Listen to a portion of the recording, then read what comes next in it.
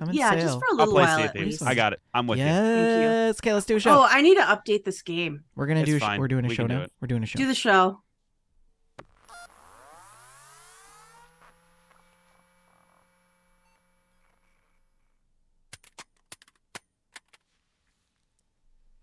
I'm with you. Yes.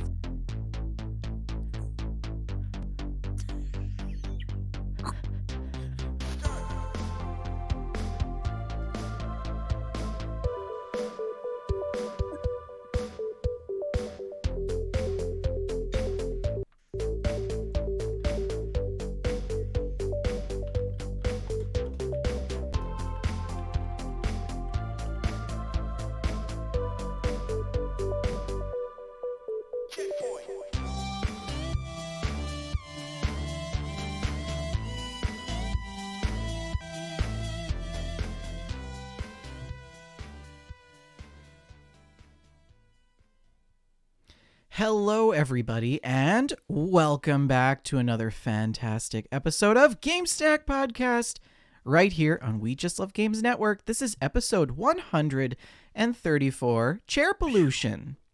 I'm your co-host. You'll figure it out later on. Okay. I'm your co-host Vendertron. Joining me this evening is Shalene, as always. Hello, Shalene. Hi, I've missed you guys so much. I know. And back by popular demand, Rick McVick. Hello, Rick. Hello. How are you, Hi. buddy? Great. I'm glad I can be here. We are too. Okay, so it's been, what, 2 weeks since we last did a show because, Shalene, you were traveling and I was traveling Mm-hmm. and Rick was, well, I mean, something about Taylor Busy. Swift. I'm not quite sure. Yeah. Yeah. Taylor Swift has ruined a lot of lives this week. Yes, yes. Yeah. And But we make the ruination happen. yeah. So we're back. We're back for another show. And how was your trip, Mhm. Shalene? Oh, it was lovely. Yeah, That's I good. went and visited Archon. We had the best time. Excellent. Aw. Yeah. And Rick, what have you been up to lately? Just not a lot. A lot of geeky things, a lot of nerdy electronical things that I won't get into. But Well, you a lot happen to be on a show where people like nerdy and geeky things. do we really want to get into that? All right, so I've decided that I'm getting out of the lathe game. Really? Yeah, well, the what I've been doing, because it's a pain in the butt and it's inconsistent and the quality is not to my liking. And so I decided to have a big old sell off so I can get my real record lathe out to LA for restoration. So that's been like a big thing. I have some very historic pieces of gear for sale right now for just a small But price of you $12,000. You spent so much time ordering single yep. screws from the other side of the world. I did. I did. And some of those never made it onto the device. But it will sell for a nice price because it is a turnkey system and will work for some other schmuck. I mean, some other beautiful lathe cutter. That is not me. My standards are just too high, vendor. I know quality. How it feels. Yeah. And so yeah, that's all getting sold off. And then your stinking espresso machine. And then I've been working on restoring like an audio board. It's in. For the audio listeners, it's in this state right now, on the floor. But I will tell you, this will sound great. Hey, Archon, welcome to the chat. So welcome to everybody else coming into the show. Welcome to the best little corner of the internet on a Friday evening. We've got quite the show lined up this evening. Lots of news, lots of gameplay, a ton of screenshots and stories because we got a backlog. And I think Shalene managed to snag a letter from the mailbox just before we went live. So it was one of those Harry Potter letters, with the little wings. Oh yes. So it was Did difficult to get. Came in and then it started yelling at you. Mm-hmm. How dare you smash that car? So just before we get started, the show is sponsored by Oak and Crow Coffee. If you head on over to oakandcrow.com, you can pick up a bag of We Just Love Coffee blend. and $2 from every bag goes to the Children's Miracle Network. Don't forget, it's also Movember, so if you want to show support for men's health, particularly around testicular and pancreatic cancer, head on over to Movember.com. And you can place a donation there, and that organization filters funding out to various types of men's health-related research. Don't forget, tell your friends about the show. We'd love to have you here live every Friday, 6:30 p.m. Mountain Standard, 8:30 Eastern Standard Time. But if you can't join us live and you are listening to this after the fact, thank you for your continued support. And yeah, that's sort of the show intro announcements. Did I miss anything? Anything else you want to mention, either of you? I got a new job this week. Get out of town. No, literally. I'm so excited. He is though. Yes. And Really? I That's will great. have you know that during my official job interview, I had this Isabel Animal Crossing background up. No. That's probably what got you the job. I'm sure I mean, it was. part of it. Bloody part of it. brilliant. But yes. Sheer talent got you the Did job. you hand in your resignation yet? No. Oh, I wasn't sure if you did it with a flare or a palm or some sort of Shalene like twist. No, I've done nothing. I haven't done that. I probably shouldn't have announced it on the internet. Yeah, the mayor But I watches was really this. excited. I was religiously. really excited. No, I'm No. so happy for you. And, Yes. Yes. It's been a long time coming because there's a lot, listeners, that you don't know about that we've heard, that it is just very grand, wonderful news that Shalene is GTFOing out of that job. Yes. She's in Yeah. now. So congratulations. Things are good. And my new boss and my new coworkers love Fallout and Skyrim and video games. So Good. I'm gonna fit in, I think. It's Did you see if you have fiber where you're moving? No, I'm worried about that. I'm really worried because, like, okay, I was trying to I was on vacation. I went to visit Archon and I was like, okay, I have some free time. I am gonna upload some podcasts, because I got behind again. So I was working on uploading podcasts, and like uploading the audio file to the hosting site is usually a matter of a minute and a half, 2 minutes. And this took like 35 minutes. And I was like, what is wrong with your internet? Does he have potato internet? He's like, hold on, just let me turn off the microwave. He's got to hand crank the router.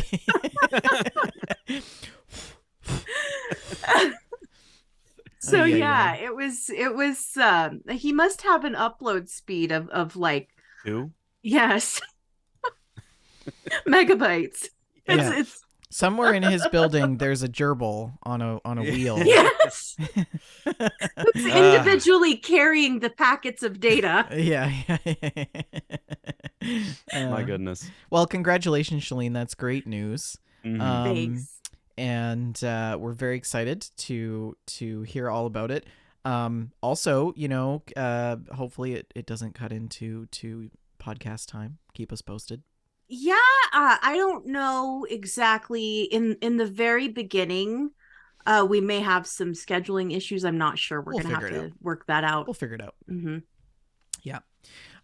Anything else anyone would like to share? Nope. Okay.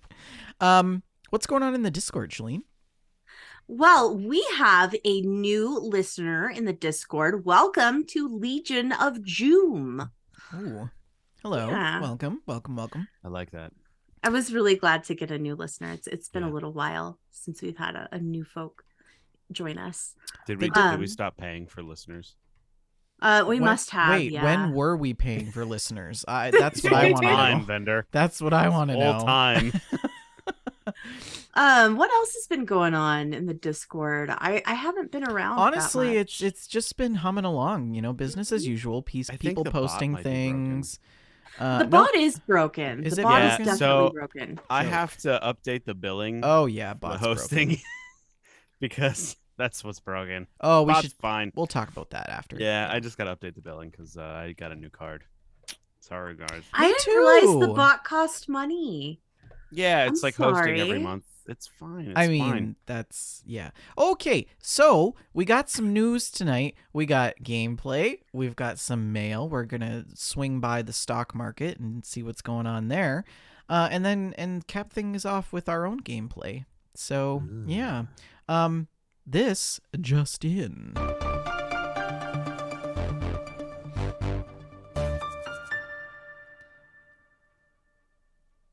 So when was the last time any of you bought a brand new TV? Like, never. A Okay, couple years ago, I think. a couple years ago. And is it like, do you Never. have any? Is it a smart TV? It is, yeah. It has like a little home screen, and you can pick Netflix and Yep. Disney Mm-hmm. Plus. And Smart is a relative term. Mhm. Yep.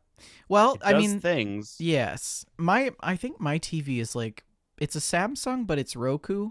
It's got Mhm. Roku built into it, which is Yeah. kind of nice. I've got a Sony. I also have one that starts with an S that was gifted to us for Christmas one year. It Well, does things. if you are in the market for a new TV, Samsung's new smart TVs will be getting Xbox Cloud Gaming and GeForce apps now available through the onboard programming for the TVs themselves. That's really cool. So yes, they are expanding access in their older smart TVs as well to Xbox Cloud Gaming, NVIDIA's GeForce Now, and other game streaming services. This will start next week and roll out through the end of the year. Apps for Xbox Gaming and Amazon Luna, GeForce Now, Utomic will be available on select 2021 smart TVs, and they originally launched Gaming TV Hub for their TVs, for their 2022 smart TVs and monitors earlier this year, which actually included access to the Xbox Cloud Gaming Stadia and GeForce. And now they're sort of rolling back and saying, yes, we're going to support it in some of our older models as well, which I think is really great because that's the whole purpose of a smart TV, right? Is to get updates and have new access to technology without having to buy new hardware to do it, right? And it's only fitting that our TV should have that as well. Yeah. Yeah. NVIDIA GeForce Now RTX 3080 members will also be able to stream up to 4K to a compatible Samsung TV.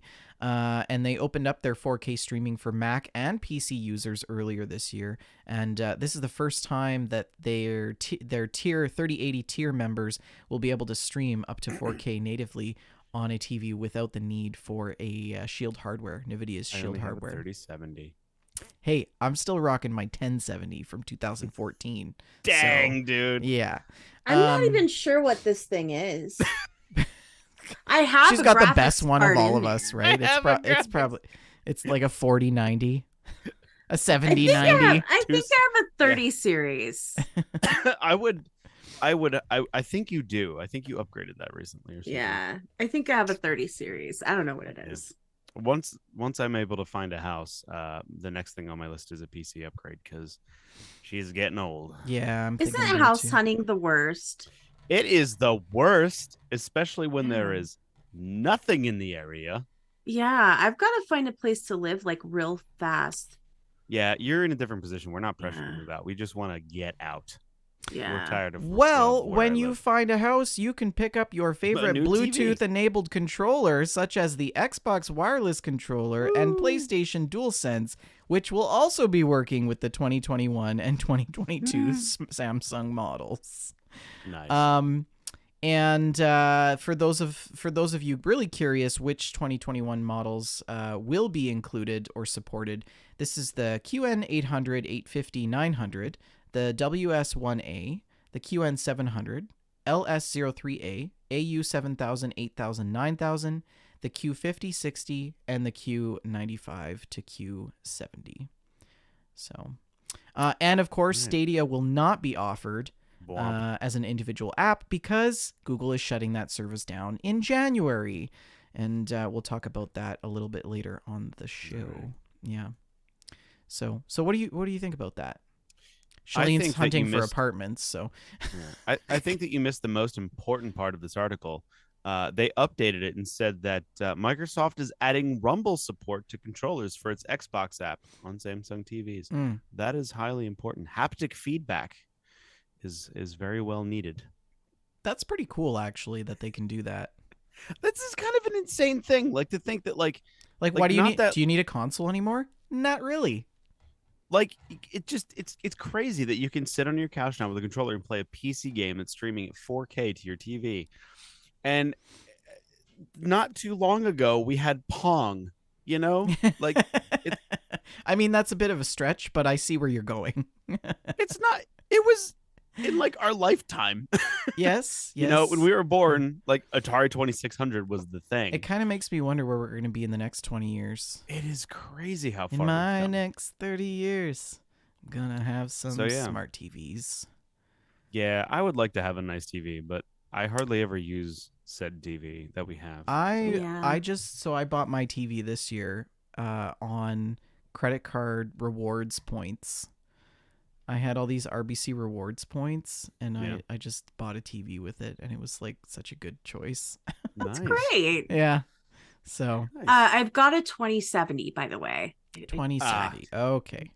Well, while we're on the topic of graphics cards, this next article from PC Gamer, written by Dave James, thank you, Dave, cautions consumers to think about buying the $150 RTX 3060 Black Friday gaming laptop deal that you can find online. They're saying, please, Yeah, don't like try to buy this. It's so basically it's a $150 RTX 3060 gaming laptop. There's no way. That is posted on Amazon, and it's shipping from a shop called FDGD785. Not shady at all. And this PC Gamer article is warning consumers to maybe steer clear of this purchase because it is likely that it is not legitimate. What's that, Rick? I feel like this is worth $150 gamble. Do you really? Yeah. Like I'm not doing the gamble, but I feel like to some YouTuber that's totally worth like 20,000 views. I mean, Think about it. I wonder what Sure. they'll get instead. If The they'll get like a Wish.com version. it'll be like, will they get a photo of this PC or An NFT version of it, you know? Mhm. yeah, I don't know. It's super shady. The okay, so I don't really know where this article is going. Oh, if you click through the link, it is now $1,000. Yeah. Oh, so maybe So- it was. Well, maybe it's still a scam. I think it was an oopsie. Maybe now it's $1,000 scam. Anyways, so I think that really what we're just trying to say to listeners is be careful about your Black Friday purchases online, especially on Amazon, because the sellers on Amazon are not as regulated as what you might see in a big box store. So, and especially if you're buying a PC, a lot of the time you're actually buying a refurbished PC, but they don't tell you. And so that's a consideration to make as well. But it is now available for $729 on Newegg, which is There you go. Yeah. But there are some other legitimate laptop deals if you're looking for a new laptop this Black Friday. Asus has a high-end ROG Zephyrus 14 with a Ryzen 9 and RTX 3060 available at Best Buy. Let's see what else is on this list. Lenovo has up to $700 in discounts on Legion laptops, which I hear are quite good. Best Buy, you can save up to $500 on most gaming laptops. Microsoft has up to half price on last-gen laptops, which are kind of a good thing. And then I don't know if any of you have looked at any of your computer hardware stores, but in Canada, Memory Express, all of the graphics cards are like half price. It's crazy. Some of them are like $400 or $500 off, and it's They're quite I reduced. I would love to upgrade my PC, but like I was pricing it out, and so the last time I upgraded my rig was back in the show that shall not be named days, Mm-hmm. and Yeah. I'm pretty far behind Yeah. now. So it's gonna be like 50, because it's not just like one thing I need to get. Like it's oh more RAM. It's like motherboard, cooling fan, CPU, RAM, hard drives. It's everything. So it's Right. gonna be an extensive upgrade. So Hmm. yeah, soon it needs to be done. Yeah. Um, I don't know how to follow this next story. I mean, it's Twitter. It's about Twitter. Which is Yeah. wow, Twitter is a thing these It's a days. trash fire, let me tell you.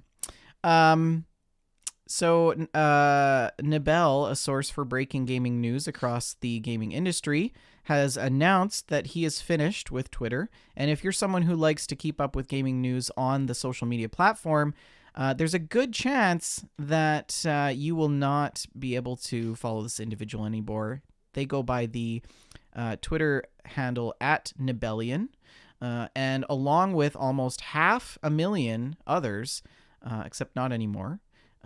He has announced that he is closing it all down, citing a lack of support from Patreon and also the arrival of Elon Musk to Twitter. Right. Yeah. Yeah. And, you know, this individual obviously had quite a big influence in terms of the social media platform regarding gaming news. So this is quite a big deal. If you do want to know, or if you did want to know, a Nintendo Direct was coming up, and the latest trailers for God of War Ragnarok have also gone live, and he would have likely been the first one there, but that is actually not going to be happening now. Just a little bit of backstory about Nibel. It launched a Patreon back in September as a way to try to monetize what presumably was a full-time job of scanning feeds. And there was a big flurry of activity and people backing him. And he reported that these numbers really quickly began to drop at the time of the writing. And Patreon was also very heavy backer behind that endeavor as well. And this was working out to be around $1,000 a month after taxes, which is, he said, is not really a living wage. So unfortunately, they're not able to create an interesting and sustainable Patreon, which is evident in the number of patrons stagnating during the first weekend and the first of many pledges being deleted during the first week. Also, regarding Twitter, he goes on to say, I've miscalculated the value of my Twitter activity and realized that it is nothing worth supporting by itself for the vast majority of people. I think we can all share in that sentiment. It is not me who is popular, but it is that work that is useful. It is not valuable by itself, but a comfortable time saver, and I get that now.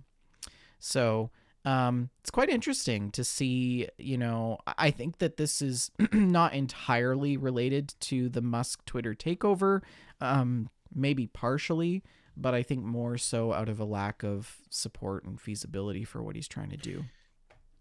So, this is a Kotaku article, by the way, by John Walker. Thank you, John. We haven't seen the death of a social media platform, a major social media platform, in a very long time. Well, I mean, we've been watching Facebook die for the last 10 years. But it's still going strong. It's still just not for strong. us. It's a bargain bin. It's a bargain bin of humanity's lowest. Hey, it's still important to the DIY music scene. So okay. I take that back. I take that back. But MySpace was probably the biggest one to kind of die. Yeah, and Nexopia. Yeah. And then, but see, I've never even heard of Nexopia. Vine was a big one that died. Vine, yeah. R.I.P. Vine. But still, Vine wasn't near as big as MySpace at the time. And it's going to be interesting to see what happens to Twitter, because I think we've gotten so used to these products as part of life that when something like Twitter, this Elon Musk thing happens, it kind of shakes us, or not shakes us, but it kind of changes things. Because think about it. For the most part, we think of Twitter as just something you go to whenever you need it's always there. But there's a chance now that Twitter may not be there. And it's just kind of an interesting thought Right. Well, I or an mean, interesting thing so going forward, that the digital realm is not as yeah. um is not as, what's the word, permanent as we think it is. Well, I mean, we live in a postmodernist era, right? And Well, we have these dig- the digitalization of information has created alternate realities and hyper realities.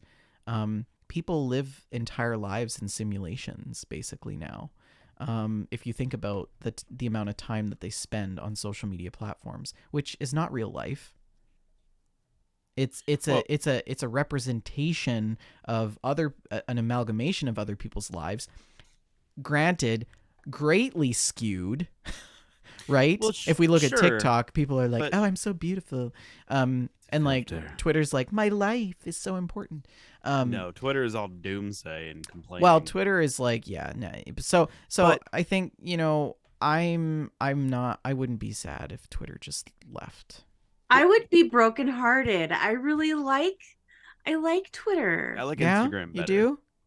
I do. I enjoy Twitter. But what I'm saying is we all have, like, everyone's interest is very fleeting. Even with video games, it's on to the next one, on to the next thing, on to the next one. But the platforms stay the same. We don't shift social platforms and sharing platforms nearly as fast as we shift interests. So it's very interesting to see when Twitter starts to go away. Like, what is the next thing that's like a text-based thought sharing Maybe platform? Because there maybe isn't one really. maybe Elon's already thought of that, and Maybe he's killing Twitter. that's why he's killing Yeah. Twitter, right? This is the Yeah. thing. We have no idea what he's thinking. Like I people don't are think like, he "Oh, knows either. he's an idiot. He has no idea what he's doing." I actually think that he knows exactly what he's doing. You do? I think he's tanking Twitter intentionally. Hmm. Yeah. That's interesting. Because there's We'll no find out. way that a person like this, regardless of how rich you are, would just haphazardly tweet and tell people things, these crazy things. Like, all employees have to be in the office within 3 hours. That's an order. Mhm. That's an It's order. crazy. Nobody talks to people like that. Like, what? Come on. He obviously doesn't president that care did because that. he's got nothing to lose, and he knows what's coming. And it, Maybe. but I don't at the know. same time, I'm like, how can you do those things? Because you're hurting your image, and your image is a representation of SpaceX, Yeah, but Tesla. See, he's got money. I don't think he cares. When you live with $139 billion. Anyways, Don't care about image. But yeah, it's derailed gonna the be show a interesting to see bit what happens. about Twitter. Gaming Twitter is going to be shutting down Womp. amid the very musky takeover. But Husky. yeah. Nice. yeah, Nice. speaking of weird things happening, also, have you guys seen this TSA officer I did. intervention? I did. I What? did. So the Yeah. U.S. Transportation Security Administration (TSA) shared a couple photos showing a double-edged knife that a passenger hid in their gaming laptop while attempting to pass through a security checkpoint at Richmond International Airport Oh in my Richmond, goodness. Virginia. Yeah.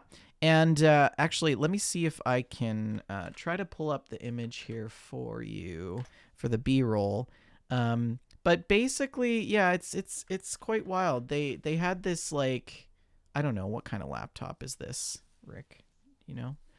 Dude, I don't know. So here's I got it's a laptop. I'm gonna say that it runs Windows. So here's the laptop and here's the knife. Oh my god, ads. Frickin' ads. Here's the knife at the top here. I don't know if you can see it. Yeah. But it's like glued under the plastic. Like, how would they? It's very obviously a knife. So obvious, right? And this person obviously pleaded ignorance, but ended up confessing that he actually owned the Oh, knife. I in the didn't end. know there was a knife in my computer. Yeah, That's how did that so get dumb. in there? Wild. And yeah, it's yeah. Basically the story is the first pass through security checkpoints. There's an X-ray machine, right? And the TSA agent spotted what appeared to be a knife inside this person's carry-on luggage. but nothing actually turned up in the original search of the bag contents. So the agent then separated each individual item aside the bag for another pass through of the x-ray machine, and that's when it was revealed that the double-edged knife was artfully concealed inside the guts of this laptop. And this was confirmed by TSA agents. What? I don't know. I mean, this is a good story. Like, this is a good end, because like if he had gotten onto an aircraft with this, God knows what would have happened, right? We don't know. But he also could have just been like one of those people that likes to conceal weaponry wherever because they're paranoid. Like, it might not have been for malintent. Possibly, it just could have been possibly. But I mean, like, I think that's pretty rad of a place to hide something, not to take on a plane. But that's a pretty cool, like, I don't know how you'd get that out in a pinch. You know, you're being mugged. You're like, hold on, sir. Yeah. Screw. Because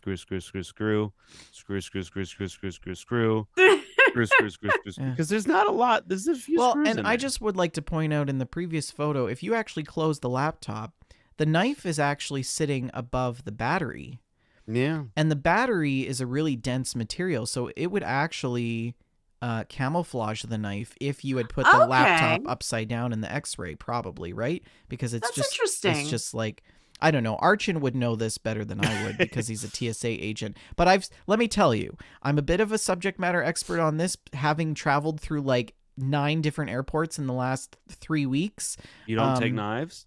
No. But I actually did vacuum pack my clothes so densely that they pulled my bag aside because they were like, what is this mass that you have in your carry-on? And it was just clothes. So clothes. Yeah. But I am frugal with my so just for anybody curious, if you're thinking about taking a knife through airport security, first of all, don't do that.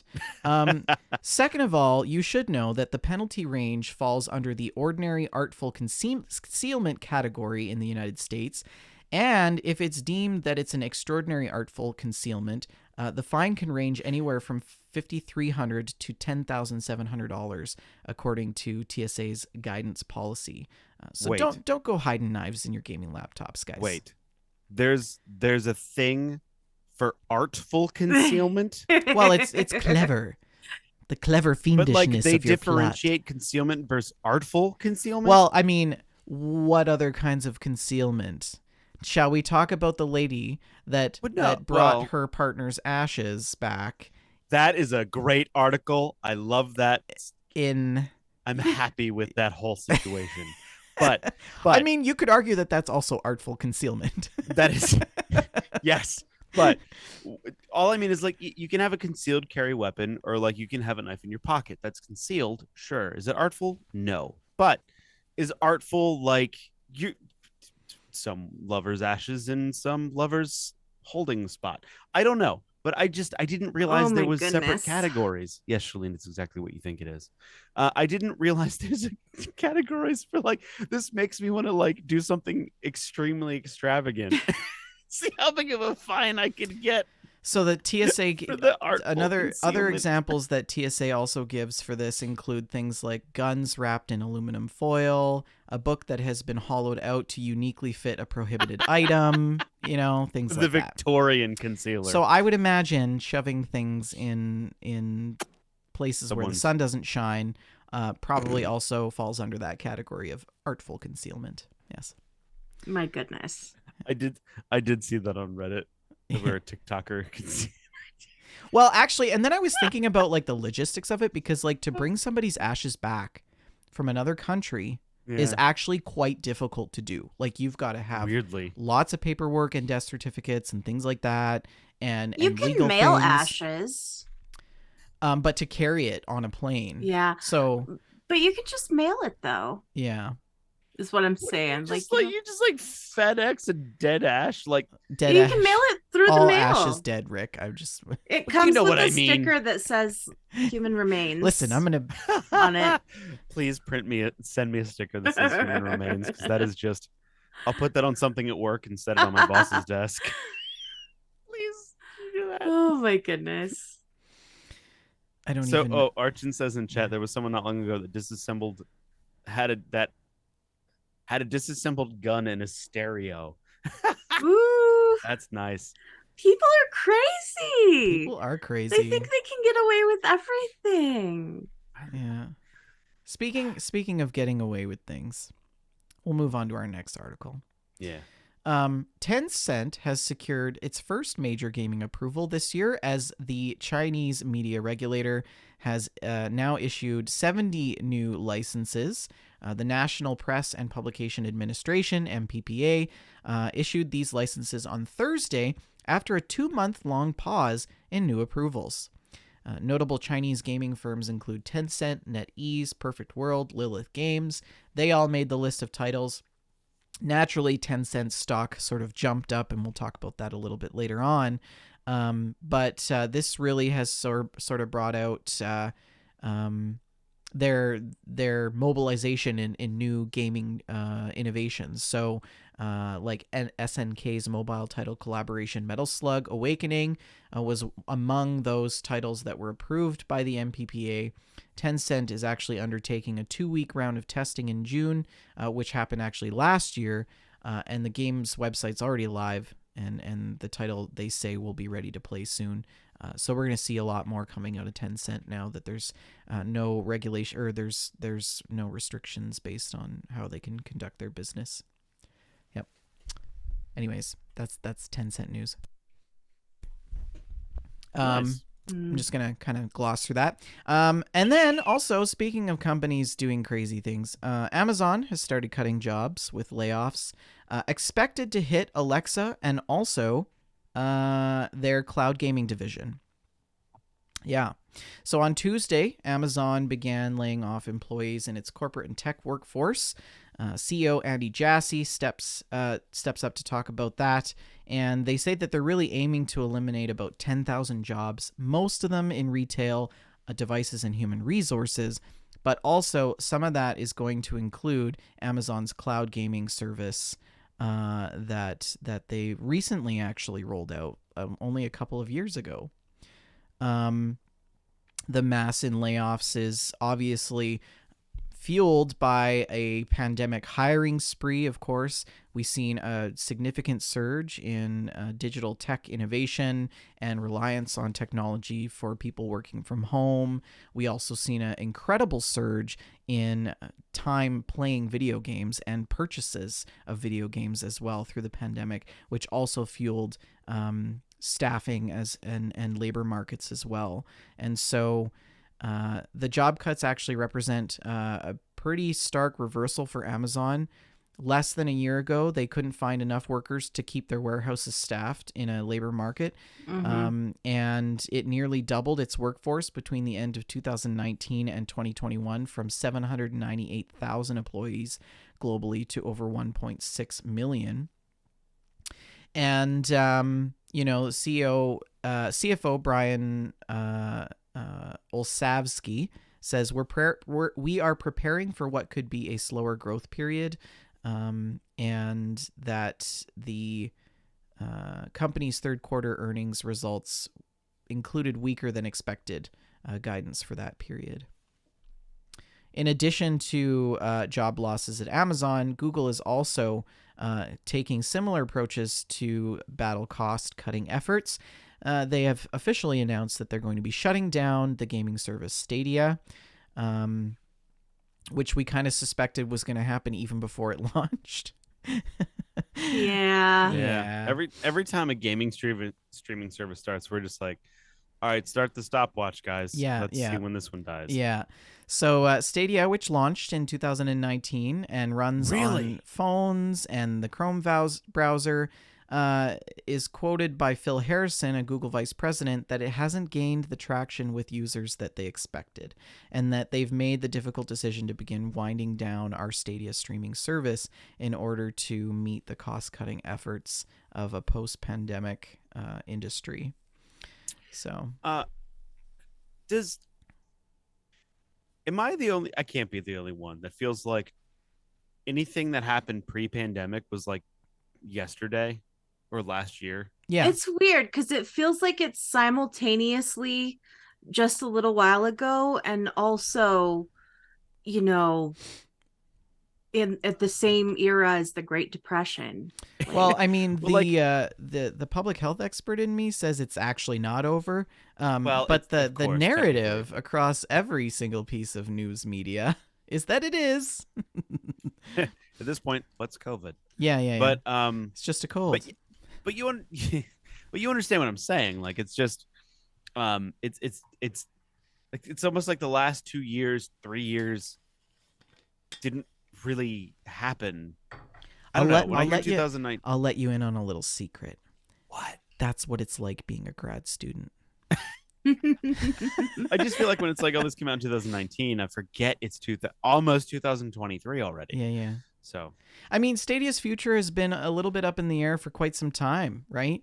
Last year, Google said that they were disbanding the Stadia Games and Entertainment mhm. team, which actually developed its own original games for the service. There was lots of speculation about that. And then they said that they would be refunding all Stadia hardware purchases made through the Google Store and all game and add on content. And they also said that they expect to complete the majority of refunds by mid-January, and that players will continue to have access to their games library and can play on their Stadia or with Stadia through to January 18. So they will continue supporting gaming in other areas and will help developers build and distribute different apps on the Google Play Store and Google Play Games as well. But in terms of technology that's used for things like Stadia, they're also going to be repurposing that as well. So, yeah. So I mean, I'm not disappointed because Stadia wasn't a big part of my life, but it's just the nature of it. Yeah. Yeah. Oh well. Speaking of other companies trying to make things happen, BMW has announced that they are partnering with Air Console to bring in-car gaming in 2023. This article comes to us from TechCrunch by Rebecca Bellin, and she goes on to say that BMW is bringing a collection of single and multiplayer games to new vehicles, starting with the BMW 7 Series next year.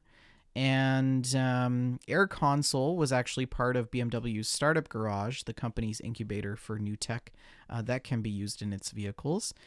And they said, BMW is saying that the platform really fits perfectly with their curved display and demonstrates what they're trying to integrate in terms of third-party applications into their vehicles. As somebody who recently drove a brand new BMW a few weeks ago for the first time, it's very nice inside. It yeah. definitely feels like like you can feel the quality. But I don't know if I would want this in my car. Like, and then also, can we just like talk about like the general demographic of gamers? How many of them actually drive Beamers? Depends on the age, I man. feel Because you got like to you. there isn't a graphic or a demographic for gamers anymore. No, I think Yeah, I think the gamer comes in all walks of life at that's this true. point. That's you true. got to remember the preteen and teenage gamers of the '80s are I know. now I'm just trying not to driving feel old, and you guys BMWs. are crushing me down. It's fine. We're old. Get over it. But I think Mario Kart will never be the same. I mean, can you imagine Mario Kart on a BMW steering column? People are gonna I die. I I today had to remind a grown woman, right, in a different lane. I put my window down and it was at night. It was snowing. And I like waved and smiled. Yeah, yeah, yeah. Hi. Did you Told did her to put the this? Did window you do down. this? I didn't. I pointed down. So she like finally put her window down. I was like, "Your lights are off." Oh Oh God, no! it's the worst. In the Two cars Oh in snowstorm one at night with night, their lights no! off at night. people And are so. How do you not notice that? it was a new Right? Jeep. How do you It not? had automatic lights. It has You automatic. had to. Like, yeah, you I don't physically get had to it. turn them off. Stupid. These Stupid. people vote. I know. These people They vote. drive. That's even scarier because, like, yeah. So I don't know, and we've Oh, heard. games and cars. I'm not a fan. We've heard BMW's story before about integrating technology, and they wanted to do like a subscription-based service for heated seats and steering wheels, which I can tell you is never going to happen in Canada. I hope not. That's never going to happen. Like, people are not going to buy your car. That's I'll like sit on a heating pad charged by the electric. lighter, eh? Yeah, exactly. So, anyways, It was $5 Canadian in the $5 store. The other thing I was thinking of too is like, I remember when minivans came with like the red, like the RCA connections, you could like hook up your like Super Nintendo. Yes. Yeah, I remember that. Yeah. Anyways, do you want to talk about some more stupid stuff? Of course. Yeah. Oh, I saw this. McDonald's. And this, I want this. No, you don't. No, you don't. Okay. Okay. McDonald's has designed what they are calling the ultimate gaming chair for simultaneous snacking and playing. Come on. This chair. I want one too. No, you don't. No, you don't. This chair is grease-proof leather. It has an integrated burger warmer feature in the McCrispy Ultimate Gaming Chair, they've called it, in a limited edition version of McDonald's chair. It is designed, they say, for multitasking. The black and yellow chair comes with standard features such as pillows for the neck, lower back support, but also features 2 modular armrests extensions designed to hold various, here it is, McDonald's menu items. Of course. There's a fry holder, dude. On the side, one. of the designated slot for holding one of the chain's iconic red chip packages is also some metal hooks where you can put reusable napkins. On the other side of the chair, there is a cup holder that sits along a circular tin dubbed the heat zone that helps to keep your burgers warm while you game. And its modular design also allows for 2 armrest extensions to be swapped so that they can suit both left and right-handed players. And, of course, its leather upholstery, which is probably its greatest selling feature, that is grease-proof. And is embezzled with the McDonald's logo, and it's very ostentatious. Well, actually, it's not ostentatious at all. It's just obnoxious. Obnoxiously ostentatious. I want this. So the chair itself was produced in a limited edition of 4. 2 of the chairs have been gifted. Not enough. No. Well, that's okay because we're going to talk about chairs after this, so you'll have lots to choose from. 2 of the chairs have been gifted to UK gamers Manny and Els the Witch, and McDonald's is actually set to give away another one of the chairs via the Facebook competition to celebrate their launch of the McCrispy. What's the McCrispy? I don't know. It's yet another that's what they call artery clogging thing between 2 buns. Look, man, I don't care what anyone says. I know McDonald's. Okay, it's this thing I have where we all like Kraft macaroni and cheese, right? Nope. It's terrible macaroni and cheese. It's not macaroni and cheese, but it is delicious. It is delicious. It is not macaroni and cheese. A McDonald's cheeseburger is delicious for a crappy cheeseburger. It's not a cheeseburger, but it's a delicious. It's its own whole category of garbage food. Absolutely. And it is amazing. So I would love to be a Chad in Call of Duty and have a McCrispy Chad chair. That would complete my life. Well, so the other thing I wanted to talk about is a friend of mine who I play Sea of Thieves with often has this office chair. This is so timely because it's the most hideous office chair on the face of the planet. This is the chair, okay? That is a well-loved chair. It has been. Wow. It has been through some stuff, you guys, this chair. And It I, has I a was telling him, stain. like, you should enter this in a contest because you would win. You would win the McDonald's chair if you entered you this. Oh Right? my heavens. Give me a reason why you need a new chair. You just send the Oh, picture. that's the wrong image. Absolutely glorious chair, right? Wow. And That's he's got the same keyboard as me. The best He's part got was good that he taste. was very proud of his new setup, and he wanted to send me the picture. And I'm like, can we just talk about this chair for a minute? And the cable management. Oh my But yeah, so I asked him if he would be okay This dude, if we talked about this on the show. this That's dude, amazing. to me, is a real gamer. Oh I yeah, can tell dedicated. because he's a budget gamer. Because he's got the same keyboard. This is the Black Widow, but it's not the Chroma edition. He's got two different monitors, but he does have two monitors, and this chair has been well loved. So like, this is a budget gamer, and this is a real gamer, right? Like I have three monitors. I They're told all him, I'm different. like, look, if you're gonna get a chair, can you just make sure it's real leather? Like at the very least, because you clearly have cats. Because it's shredded. Like, anyways, Dude, that's not it's because very like entertaining. we don't have cats, but my wife's fake leather chair looked very similar to this. Not Yeah. as shredded, Mhm. but Mm. it's still flaked.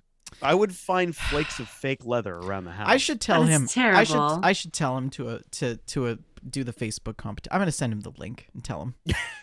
Anyways, if you're in the market for a new chair, I've got some tips for you. So this article comes from Tech Radar by James Holland.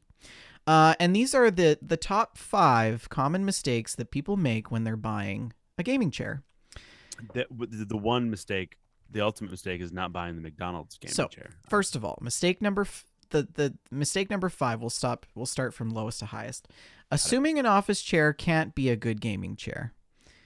And I would argue that is correct. True. This chair here is an office chair from IKEA. I think, Rick, we both have the same one. I think we do. It's too. an awesome chair. The It is only great. thing I added extra was a neck rest, and this was like a $10 purchase on Amazon, and I never looked back. Is It's yours great. leather though? No, it's like No. The yes, this yes, part. leather. Yeah. Okay, see, this is the cloth version, and I took the armrests off because they were not adjustable. Uh-huh. Okay. Yeah, the But we armrests basically have the same armrests can come off. I mean, that's yeah. But it's been a good chair. I think I got to Yeah, get a it's new great. piston for it because it's a little bit. He did what in his cup? Piston cup. Never Piston. mind. It's a car's joke. Yeah. So don't assume that an office chair can't be a good gaming chair. Also, don't just focus on the price. Price might also be a factor, but you can find a really affordable chair that's good quality. The one that they recommend here is the Mavix M9. It's a very nice chair, but a more expensive option. But you could also go for something like a good budget option like the And-A-Seat Jungle 2, which will set you back around $300.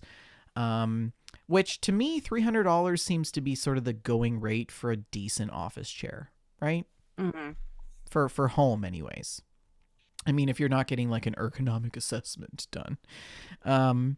Mistake number 3, not taking a closer look at the adjustability. And so this is the similar vein to thinking about the price of a chair as well. Some of the cheaper options won't allow you to adjust your back. It won't allow you to lock the chair so that it doesn't swing certain ways. Some of the higher end gaming chairs like the Herman Miller can adjust the lumbar support and also the headrests as well, which is kind of a big deal for some people who like headrests. Mistake number 2, and then on to our last one. Don't consider your people that don't consider their own unique needs when they're shopping for a chair. So, are you the type that likes to rest your head back and relax? Or do you like to sit straight up? Do you like to have a part where you can just like put your legs up a little bit? What kind of armrest do you need? Do they need to be adjustable? Think about these things, right? Don't just order a chair online because you're going to be disappointed. Unless it's like, you're a streamer and it's donated to you because it's a sponsorship or something. Then absolutely take it. and then sell it deal with its for Yes. the one you really want. Yes. And the number one mistake people do when purchasing a new gaming chair is listening to popular opinions that all gaming chairs are bad. And I think this is going on the classic chair that we see with the McDonald's, you know, with the high sides that come around and then that pillow that's adjustable and stuff. That's the classic gaming chair design that we've seen with like League of Legends and stuff.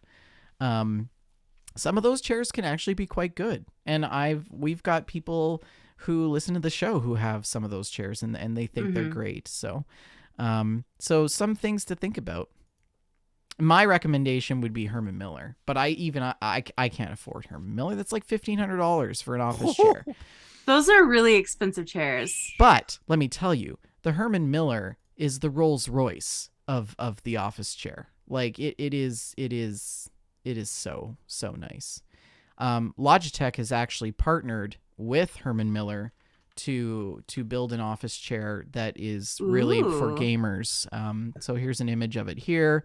And here's the back, which is obviously has all these different lumbar supports and things like that. But so that's like the chair segment. I had to go on this tangent because of the McDonald's chair, and yeah. So, but it is kind of funny if you think about it. Like we always joke in like the audio industry that like you get done buying all of your equipment and your computers and your audio gear, then you're like, oh yeah, I didn't need think cables. about the chair. Well, no, I need cables to hook everything together, and that's another thousands of dollars. It's the same thing. Like I put together my gaming system, and then I'm like, oh, I need a chair. Yep. I go to Walmart, and then Right? the fourth unofficial host, squeaky. And like chairs are so easily overlooked. Where it's like we'll spend $3,000 on a PC, and we're like looking at a chair, and it's like. It's the most $300. It's the most important part. If you think about it, it's so important. It's so important for your you health. Can't enjoy your $3,000 really PC it's if like you ridiculous. Can't be comfortable. Exactly. Anyways, so Archon in chat says, "Yeah, I'm never paying $1,500." No, there's a limit. So I mean, yes. Here's the but thing, right? to be fair, this man, I recently became acquainted with the chair he sits in for gaming. Oh, do we have another? It's a metal folding chair. No. Chair catastrophe. No. Is it a metal? No. It's a metal folding chair? Yes, he's gonna hurt his back. So Sound Maybe Freak he in the likes chat. it. Maybe it's comfortable. Sound Freak in the chat says I'm a victim of this, and I was about to jokingly say, "What is it? A folding chair?" Archon, spend some money, get a better. Maybe chair. Santa will be good to you this year, Archon. Yeah. Mm-hmm. But like this chair, so this is the IKEA chair, and I think it was like $300, and I bought it 11 years ago, and I'm still rocking it. It's got no tears. It's great. I have no qualms. It's super comfortable. I just bought this cheap little neck pillow on Amazon, and it's great. I wouldn't ask for anything better. But yeah, Shalene, I know a great Christmas gift. Right? Get someone this year. Yeah. Anyways, so that's Chair Stack. Does somebody want to take the stocks? Do it, Sure. Rick. Go ahead. Got Rick. it. Take the stocks. All right. Sony stock is sitting pretty at $80.39. What? I just want to say that these prices are in comparison to our last show 2 weeks ago, not last Friday, like we normally compare to. You weren't here, so you wouldn't know. I mean, I also don't like the system, but status quo. Yeah, right. 2 against 1. Anyway, so Sony is sitting at $80.39. That is up $5.80 from 2 weeks ago.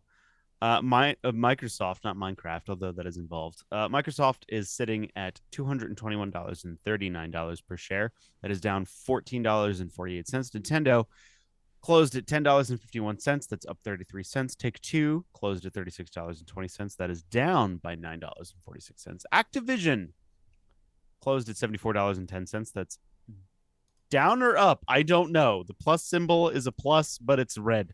It's a change of I $2 didn't know and the 14 cents. symbols. Don't know which direction. Rely on the symbols. I didn't change the So colors this time. it's up by $2.14. Ubisoft is at $5.32 a share. That is up by $1.83. EA is closing at $130.08. That is up by 32 cents. And Tencent is closed at $35.20, and that is up by $5.31. What is the rest of this mean? I'm just a guest here. It's an article. It's an article about how the gaming industry is done in the first 3 quarters. Oh, well, let's look at how the gaming industry has been performing. Yes, I'll accept all cookies. Let's see here. Invest game from Q1 to Q3 fiscal year. Gaming deals hit $37 billion. That's not a small number. You could buy Twitter for that much.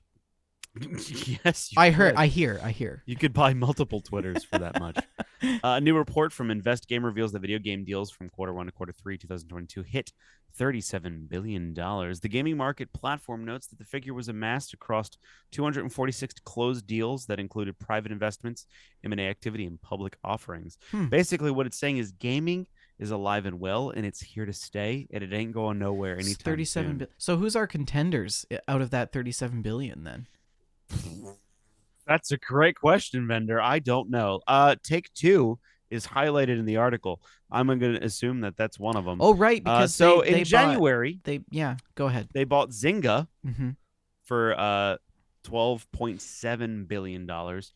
During the same month, Sony announced its deal to acquire Bungie for $3.6 billion. This is very Dr. Evil kind of stuff. Billion, cajillion, shooba-dooba-doo.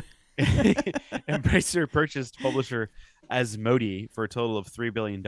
I've never heard of either of those. And that's the scary part. That's the scary part. Back in May, Saudi Arabia's public investment fund bought a 5% stake in Nintendo for $2.7 billion. And in June, Joffre Capital acquired a minority stake in Playtika for $2.2 billion. Additionally, the report revealed that 4 most active venture capital firms in gaming deals were Britcraft Ventures, Galaxy Interactive, Makers Fund, and Grifton Gaming. I've never heard of any of these. No. We're either really bad at our job. No, this is the businessy financial side of things that we do not care about. We don't care about it, but we just talk about it because we think you might be interested. We don't discriminate. I mean, it is important because, all right, the people who are investing in the game companies will eventually influence the games you get. Yeah. So I think it is important to understand who is investing in these companies, who has controlling stake, because, Saudi Arabia might have a bit of a stake in Nintendo. They might not like something Nintendo puts out, although Nintendo's kitschy as anything, so I doubt that's going to be a problem. But, think about it in this regard. Tencent has a conflict of interest with some government somewhere with some censorship, and that changes the game that you get. Now, I tend to have a problem with that because what if that squashes somebody's storytelling, their creativity? That's where the real problem is. So it is important not necessarily to give a crap who's spending billions of dollars on what, but in a way, because who is investing in the game systems, the gaming companies and publishers that you love, that could potentially influence the games that you get in the future, or the games that you won't ever see. Preach. That have to that just get squashed and end up in a bin somewhere. Yeah. Preach, Rick. Preach. Sorry. Thanks, Shalene. Anyways, that is Gamestack. And I believe you've got mail. We've got some mail, Shalene. We do have some mail. It came in via email this time. This is from Toons7AD. And Toons says, "Hey all, this is not exactly a screenshot, but I wanted to share. For many years, I have sat on the fence about a tattoo, never committing to anything. I finally made the jump and headed to my local spot, Kings Avenue Tattoos, for my personal tribute to Fallout, a world that still dominates my imagination. Happy 25th anniversary." Nice. Thank you, Shalene, Vendor, and Rick, for your time and energy with Gamestack, That Fallout Show, and the show that shall not be named. Tune 7 AD, Adam. Nice. That's a great tat. It really is. It was cleanly done. Yeah. Yeah, it's really nice. It is nice. I have one tattoo. And I understand the commitment thing. It is a lifelong venture that you get. And I was at work the other day, and my coworker giggled and pointed at my tattoo, and he's like, "Father, Son, Spirit. What is that about?" And I was like, "Oh, well, see, when I got the tattoo, I was really religious, and Father, Son, Spirit." And then there's the Celtic never-ending knot, and he's like, "But are you Irish?" And I said, "Well, no. See, there was an affair, and really, this tattoo means nothing anymore." Did you say it was wow. It was an affair? Yeah, my great grandmother had an affair with the mailman, I think. Oh, yeah. Okay. Rick thought he was Irish. That's okay. Okay, that makes sense. And the Irishness has been devolved. So the point is, there was a 23andMe. This tattoo now. Wait, did you get the tattoo? I... Did you get the tattoo because you did the 23andMe?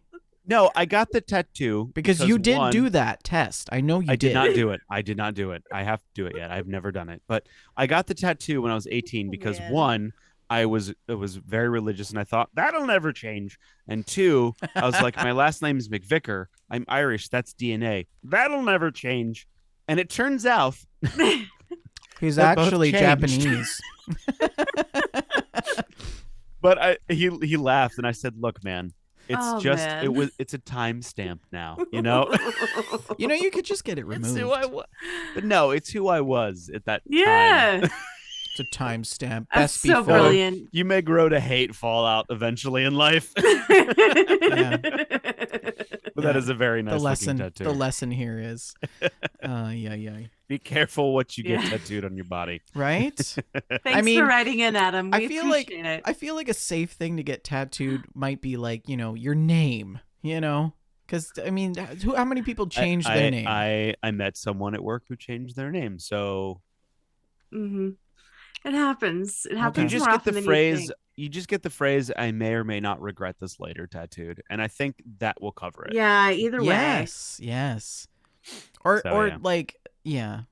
Anyways, I don't really understand tattoos. I don't have a tattoo. Shalene, do you have a tattoo? I don't have any tattoos, no.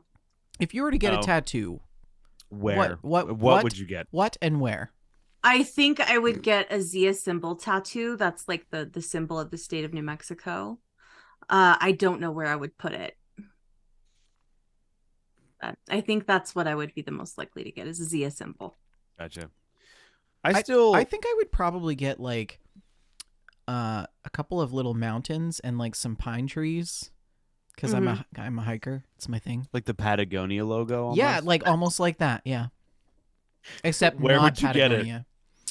I can't. It would be a tramp stamp, right? I can't tell you that. Yes. Would the mountain range grow with enthusiasm? Yes. That's my sum. Anyways, we do. We do have some screenshots and stories. Screenshots, you guys, and stories. I've missed you so much. I can't even tell you. All right. So this first image comes from me, and it is a picture of the new Texas DLC in American Truck Simulator. Yes. It was so fun. Texas is a wild place. Their highways are something else. It is crazy. So I did actually get lost quite a few times in Texas. Like I took the wrong off ramp, and then I ended up on some service road, and it took me like an hour to get back to. I understand now why they have turnaround lanes. Yeah. But this is in Anthony, Texas. But the funny thing is, actually, Jess and I ventured to the city where she lives in Texas, and we went to the downtown area, and her work building is actually there. Oh, wow. And it actually says the name of the building on the building. That is so cool. It was so cool. She's like, "This is where I park, and this is na." It was so funny.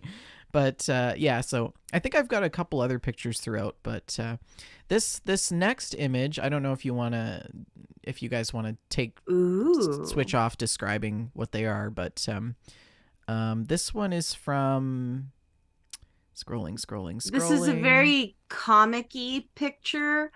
It's really interesting art style, and it's like it looks kind of like a detective, and he is in front of Very a noir. hostel, the Drunken Mhm. Sailor Inn. This is from RTZ13. It is Forgive Me, Father.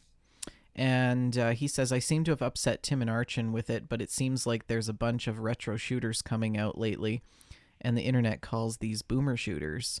These are the first-person shooters with retro graphics, 2D sprites everywhere, with some modern features such as great lighting and also really smooth gameplay.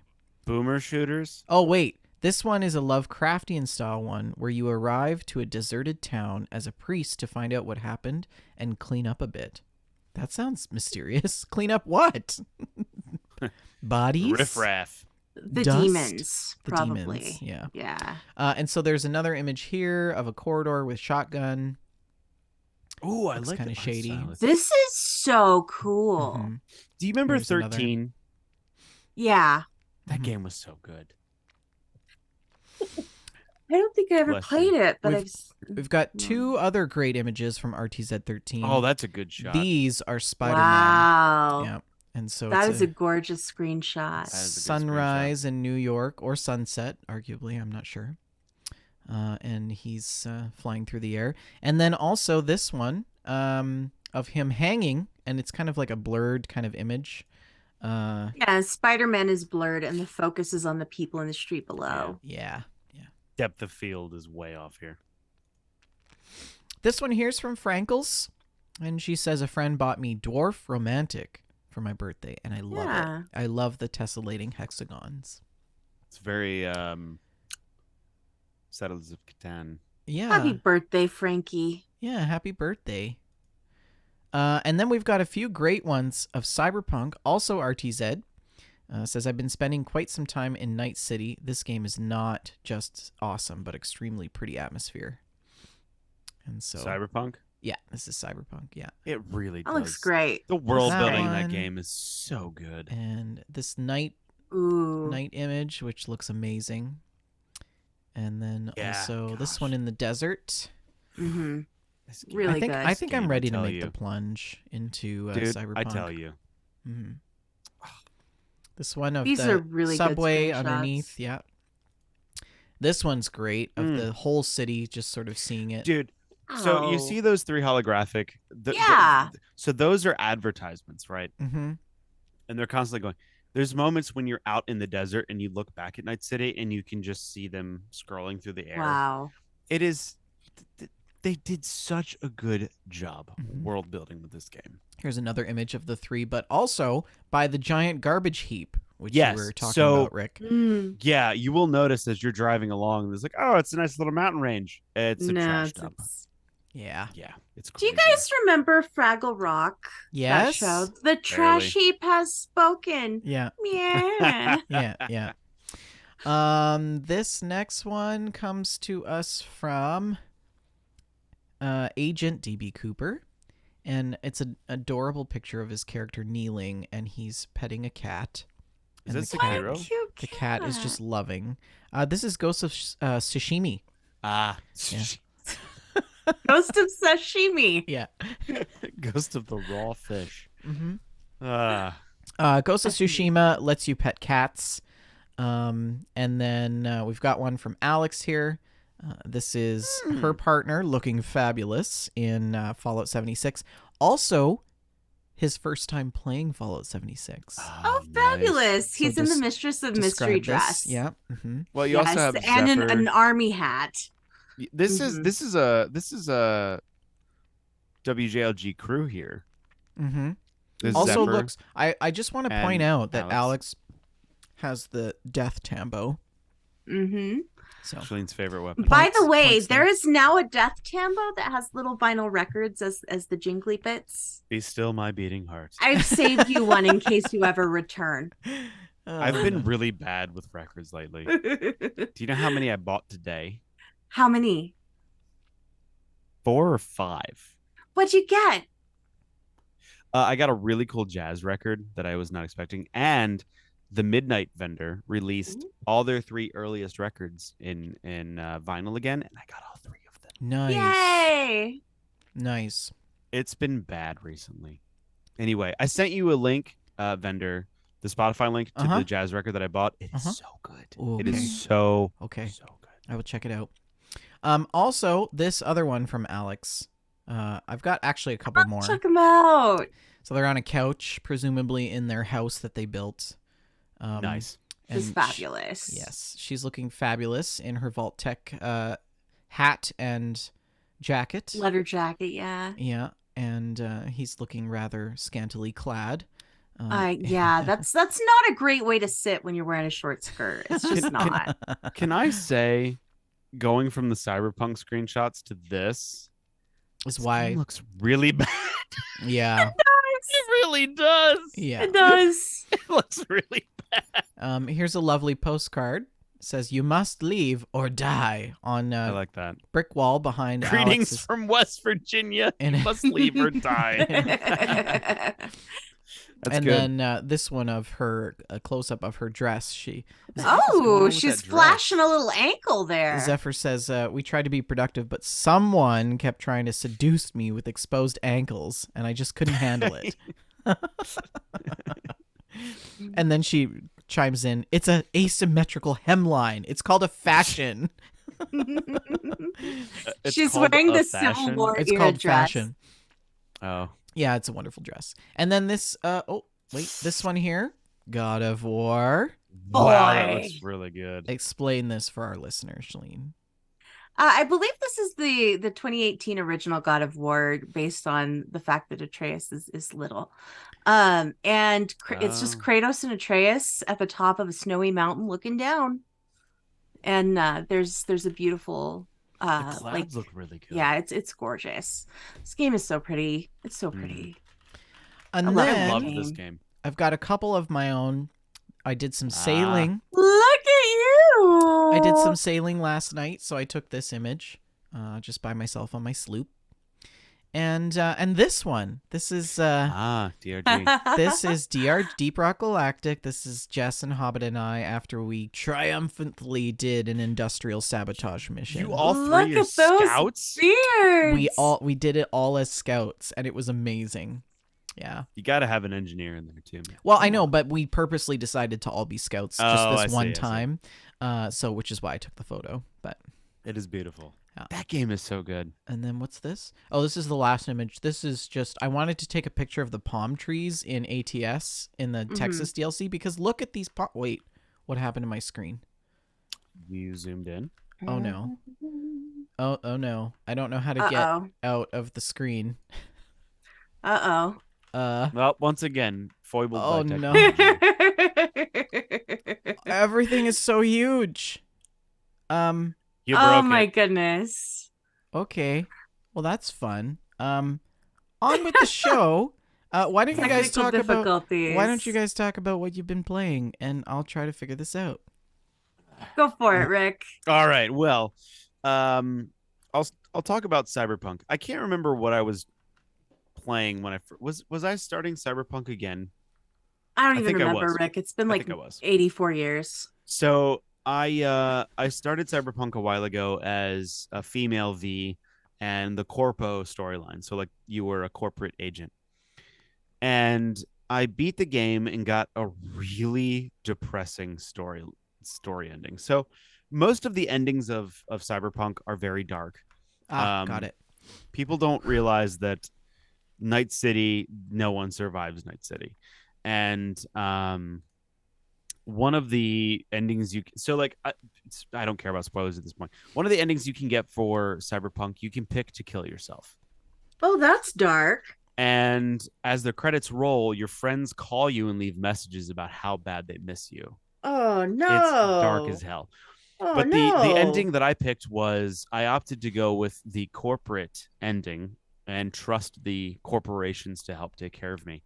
And it got real dark real fast. And it ended up very nebulous ending of you are uploaded to your soul has been uploaded to an engram facility, and when they find a compatible body, you'll be put back into it. Until then, you just don't exist. And um I really love what I love about Cyberpunk is, and Daddio pointed this out earlier, that there's trash everywhere, and he's right. The game looks beautiful. The mountains are gorgeous, and the city's cool looking. But when you look down at the street, there is just garbage bags and just garbage everywhere. It's disgusting. And Mhm.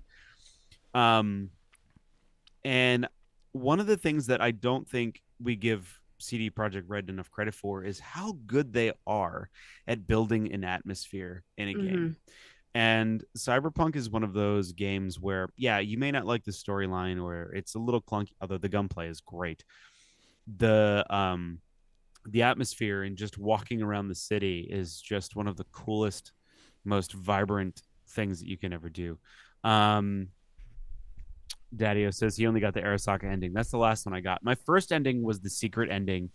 Apparently, there is a better ending where you kind of leave with some friends, and there's a little bit of hope left into figuring out your predicament. Hmm. So we'll see what the canon ending is to the Phantom Liberty DLC. I don't know. But anyway, I beat that, and I wasn't quite sure what to play after Cyberpunk, and I started a new character, but that wasn't really hitting right. And my wife was like, "Hey, you should try playing some New World again," because me You and love my New buddy were World. playing it. That's Well, I like, loved it, yeah. yeah. And so I booted it back up and started a new character, and yeah, that game is probably like my favorite MMO. Uh, what I like about it is the fact that like when you shoot your rifle, you have to aim, or when you shoot your bow, you have to aim. Like Skyrim, you got to aim for Mm-hmm. the head, Mm-hmm. But it also has like skill based things, and like it's just a very cool MMO. And yeah, there's a lot of toxicity in the chat. Oof, yeah, there's a lot of toxicity in the chat. And the game isn't very deep as far as the stories and lore, because the quests are like, you'd have a quest. It's like, hey, you've got to go to this pirate base and steal their booty. You're like, got it. You go in, you kill a bunch of pirates, steal the booty, come back out, contact the guy that you just got the quest from, and he's like, hey, thanks for stealing the booty. Now we got to go back in and blow up their supply lines. And you're like, cool. So you go back into the same base you were just in 10 minutes ago, blow up the supply caches, and you come back out and they're like, good job blowing up supply caches. Mm-hmm. Now you should go back in and kill the main bad guy. And you're like, I was just there twice. Yes. Why You didn't could you? have given me Yes. a list, right? And so it does have a bit of that. But other than that, like material gathering is never been more satisfying. When you kill something with a rifle, the sounds that it has are really satisfying. So like if I want to zen out and just like watch TV and like Yep. play an MMO, it's a really good version for that. You get to decorate your house, and it's very surface level kind of thing, but it's a lot of fun. So I was playing a lot of that, and then I got roped into Call of Duty, and I Which didn't think one? the new one, the Modern Warfare 2, Really? but not like the 2012 Modern Modern Warfare Warfare 2, 2, the second one. but the second Modern Warfare 2.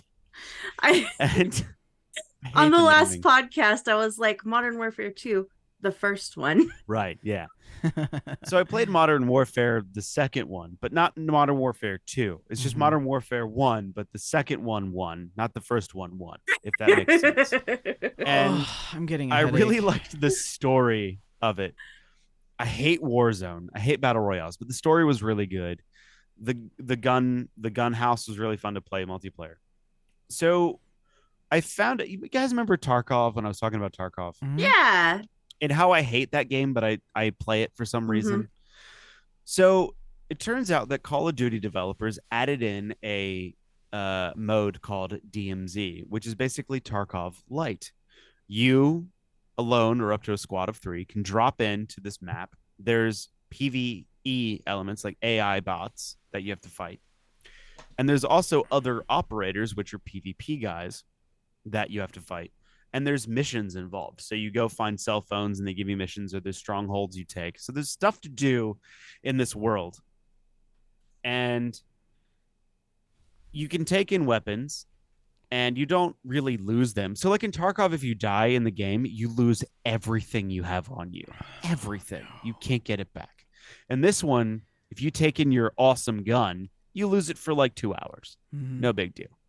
If you have a cool backpack and like a really good armor, yeah, you lose it, but you can just buy it the next time you go back into that little DMZ. So it's like Tarkov Light. And I was playing it the other night with some friends, and actually, Sound Freak in the chat, we were playing with it. And it was funny because me and my buddy, we were playing and we were very tactical. He had a silenced rifle, so I was like pinging bad guys. I'm like, hey, two guys at the crossroads. He's like, I got him. And they were taken out. We didn't. It was great. So we were very tactical. We got in, we did our missions, we extracted. And the way that you extract to get out is you go to an extraction zone, you shoot a flare in the air, and then a helicopter comes. Very subtle, very subtle. But a helicopter comes and lands. You have 30 seconds to get on board. And then as you're flying out, you can still get killed in the helicopter. So it's very tense. But we got out the first 2 times. I'm like, we got this. And so we're gearing up for a third run. And my buddy Sound Freak was like, hey, let me play. So we're like, sure, come on in. We'll play. It's a lot of fun. I love Sound Freak. And he joins in. And the first round, he just opens up with an RPK fully automatic. And I'm like, I guess we're going loud, you know? And we actually just, it was cool because one hand we're playing tactical and the other hand is just like having fun. Let's just shoot everything. And the AI swarms in, helicopters land and drop more AI troops off, and we're killing them. And we have this objective we're trying to get to, but there's a lot of bad guys in the way. So we're trying to like tactically and carefully move up. Then out of nowhere, Sound Freak and my buddy just get mowed apart. Like Sound Freak was already hurting, but he gets one-shotted. My other buddy gets mowed. And then I have this problem where I run straight at my downed friends. But like the problem is like they just got downed. There's clearly a line of sight the enemy has, right? Yes, I understand. But in my head, I just get all like, I will save you. I must save you. Yeah. And so I run at him and I get mowed down. And in the death screen, 3 guys pop up in full like 3-plate carriers with like fully automatic drum mag like RBKs, and they all 3 open up on this like objective. And we're like, oh, they were like completely kidded out. Like we would have been dead anyway. But like it's a lot of fun to play DMZ because like for people who like Tarkov, which is the same thing, you go into objectives, but there's operators who are PvP and there's AI. It's really stressful. You lose like your good weapons. Like if you spend a lot of money, in-game money, to like build this like really cool weapon and you die in the game, you lose it. It's gone forever. And so in DMZ, you don't lose it forever. So it's, you know, you get home from a stressful day of work and you can play DMZ, which, you know, has a little bit of challenge in it, but you're just not upset when you die by something stupid in Tarkov. And it's been a lot of fun to play Call of Duty. The campaign is a pleasant playthrough. It's not as fun, I don't think, as the first one was. But it is definitely a lot of fun to see how they are retelling the story of Task Force 141. Right. With better graphics, different storytelling. I'm really curious to see how the General Shepard betraying Task Force 141 works. Because in Modern Warfare 2, that was very devastating when General Shepard turned on and killed Ghost and Soap, I think. And so, yeah, we'll see how that goes. But I've been playing a lot of Call of Duty recently, and it's been fun. So, yeah. Shalene, what have you been playing? Well, let's see. What have I been playing? I have played some Fallout 76. Nice. I logged in from Arshan's place and finished the scoreboard. So that was great. Nice. Yeah, I was really excited about it. And then I realized that the auto axe is my new favorite weapon. And if I return to Fallout 76 on Xbox, I won't have it because it's a scoreboard reward. So I had to get to level 15 on the scoreboard on Xbox. Sorry, I didn't mean to. Is that the one that has like the spinny saw blade of axes? Yes. Yeah. It's wonderful. Just wonderful. So I got that unlocked on Xbox. I was very happy about it. And currently they're doing a little event where if you complete auto axe related challenges, you get a cool outfit at the end of 2 weeks. So I've been doing those. It's fun. Vendor, you look like you have something to say. Me? No, I'm just Yeah. listening. Oh, okay. And the other day I was playing Fallout 76 with Archon online, and he went to bed, and I was looking at my Steam achievements to see what Steam achievements I didn't have. There was one for play a holotape game. I thought, yeah, I can do that real quick. And I opened up a holotape game, and it was Waste Lad. And I ended up sinking like an hour and a half into that. Really? It was so good. It was so good. It was such a good little RPG. Which one is Waste Lad? It's just like a top-down RPG. You travel around on the map, and you have some dialogue, and then you have like little turn-based encounters. It's like there are images, but it's basically text-based. It's really good. It was really good. My team was a lady in a like a greaser outfit that punched people, and Pebbles, Mr. Pebbles the cat, the first cat in space, an American hero. Brilliant. Yeah, it was so fun. It was so fun.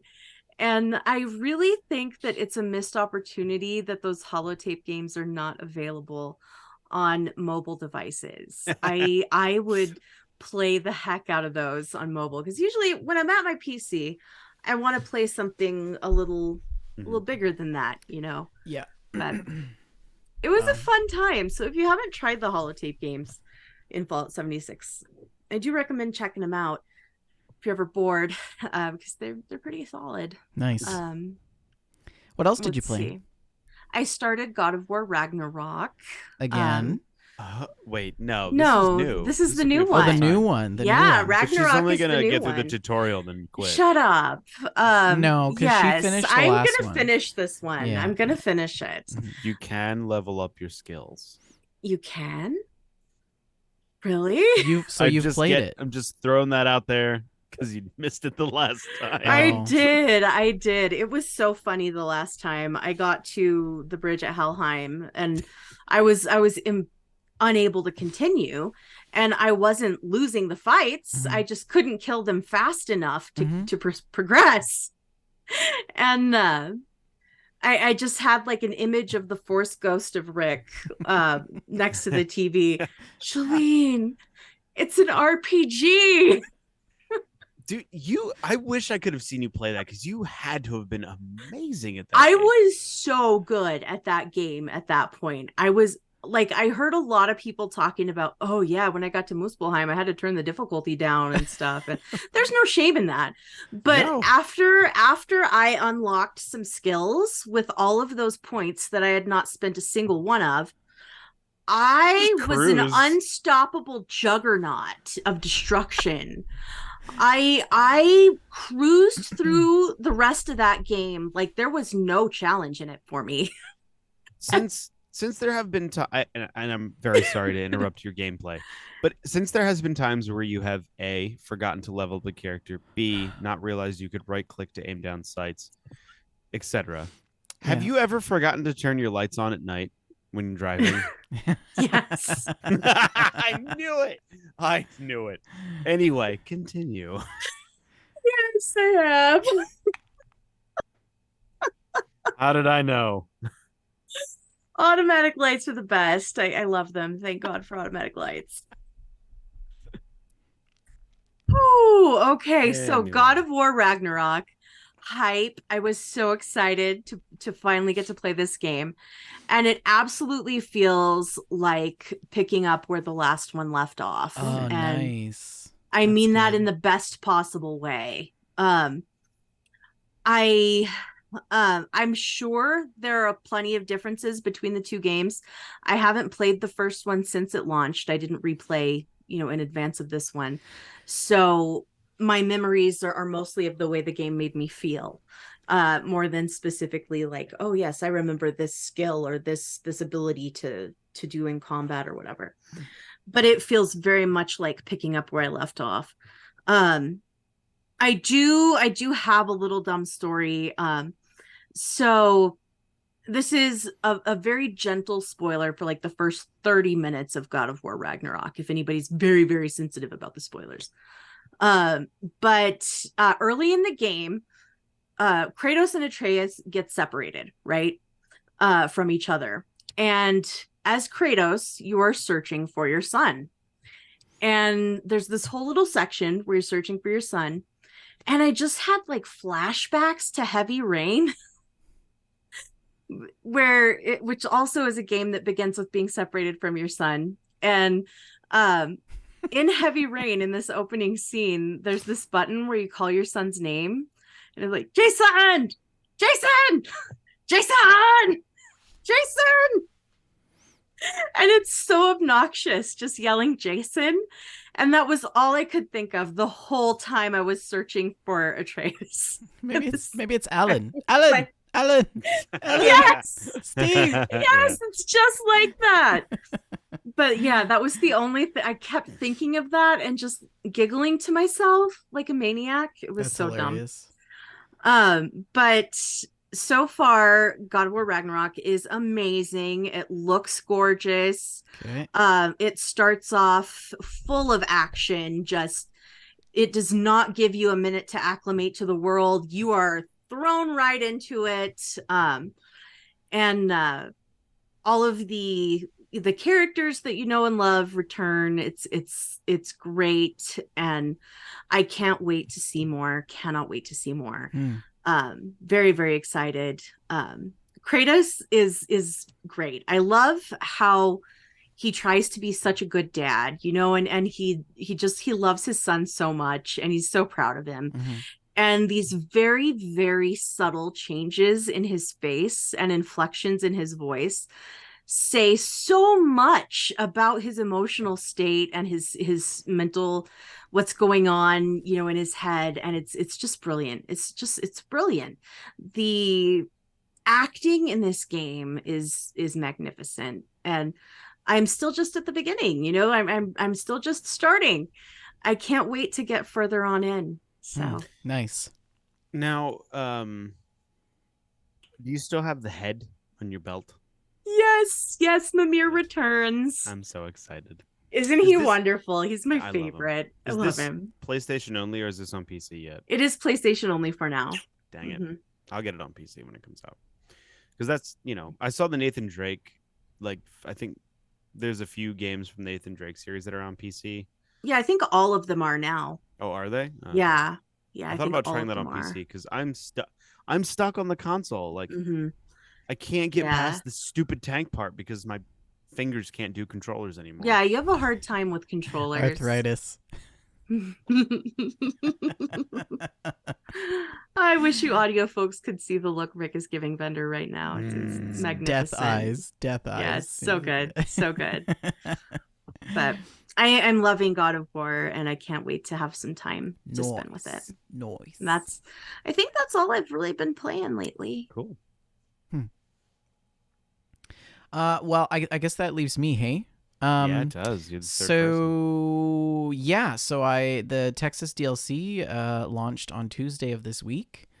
So I've been doing a lot of heavy hauls in Texas, and I drove through El Paso, and that was kind of cool. I was kind of expecting to see the dichotomy of societies in El Paso. You know how there's like the freeway, and then there's like downtown El Paso, and it's really nice. But then on the other side of the freeway is like dilapidated shacks. I didn't see that in the DLC. I'm not disappointed that it's not there, but I there's a certain level of realism that I was sort of expecting, and it wasn't there. So, yeah, the level of detail in this DLC is quite extensive compared to what SCS has done previously. So I'm pretty impressed. I've actually come across truck washes. Truck washes? Which I'm not sure if it's like a nod that truck washes are going to be a thing, that you're going to be able to drive your truck through, and it's going to be like wash it and it'll be all nice and clean. And Improve the gas I'm not mileage. sure whether or not that also means that trucks will be able to get dirty in the future. SCS has expressed that that's not a thing that they want to do because the trucks are actual real life brands and they're not actually allowed to do that. But I'm like, that's not true because look at Farm Sim. Those are real brands and those vehicles and equipment get dirty all the time. So I'm not entirely sure that that's a legitimate argument. But anyways, it might be part of their like contract or agreement with these companies to be able to advertise in their games or whatever. I'm not sure. But adventuring around with Jess was pretty cool because she knows all the highways. So she's like, "Oh yeah, take a left here, and then we'll go see the big stadium or whatever where the Dallas Cowboys play." And like, yeah, yeah, it was pretty neat. I'm excited to do some more exploring around Texas and yeah. I've also been playing. I hopped into Sea of Thieves briefly last night with Grim, which was lots of fun. It was more of catching up with friends than it was actually playing the game. So we just sort of sailed around. And then I played a bit of Deep Rock, which the new season has started, and the theme for this season is Plague. Plague? Yeah, Plague theme. Like it's like Plague Doctor masks and stuff. Yes, that is the final mask that you can get. The final hat that you can get in the season is the Plague Doctor mask. That's great. Yes. I did get a nice bandana that I have. I look like Hulk Hogan. Yeah, it's lots of fun. Brother. You should get it, Shalene. I think you would really enjoy it. Yeah, it's so addicting. I'm not gonna finish it. I'm not. No, you don't finish it. No, you don't. There's nothing to finish. It's session you go based. into caves, it's session you based. mine. It's like Sea of Thieves. Think of it that way. Yeah. Without story. Yeah. So there's literally, I mean, there's seasons, but I mean, that doesn't matter. We don't really actually care about it. We just play it because it's fun to like smash things and blow stuff up, and yeah. So it's more of a just like hangout situation. Oh, absolutely. Oh yeah, and yeah, shooting things and exploring caves and figuring things out together because people have different roles, like Rick was saying before. I usually play the scout because I'm scared of the dark. The scout has a gun that shoots flares and it sticks into the side of the caves. So my job is to light up the caves so that Jess can dig through and find where we need to go. And then Hobbit is the heavy gunner. So nice. Yeah. Anyways, that's my gameplay. Oh, good. That's great. Also, DRG's a lot of fun. That is a show.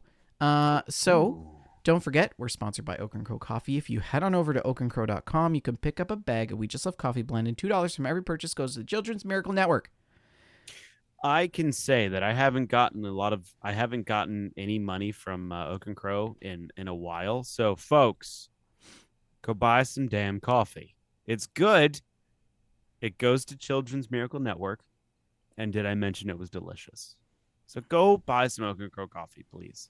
Also, if you want to send us an email, info@wejustlovegames.com, or you can post in the Mailstack channel in our Discord. And if you are interested in joining the Discord, you can scroll down if you're watching the show live. The link is on our Twitch page, twitch.tv/wejustlovegames. For now, you can still find us on Twitter at We Just Love Games, Shalene at Shalene L, and myself at Vendertron N. We're also on Facebook, facebook.com/We Just Love Games, facebook.com/group/We Just Love Games. We record the show live every Friday, usually 6:30 p.m. Mountain Standard Time, 8:30 Eastern Standard Time. And we're also on YouTube, iTunes, Stitcher, iHeartRadio, Spotify, Apple, Google Podcasts, all the things. Please like, subscribe, and review. Do either of you have a last word?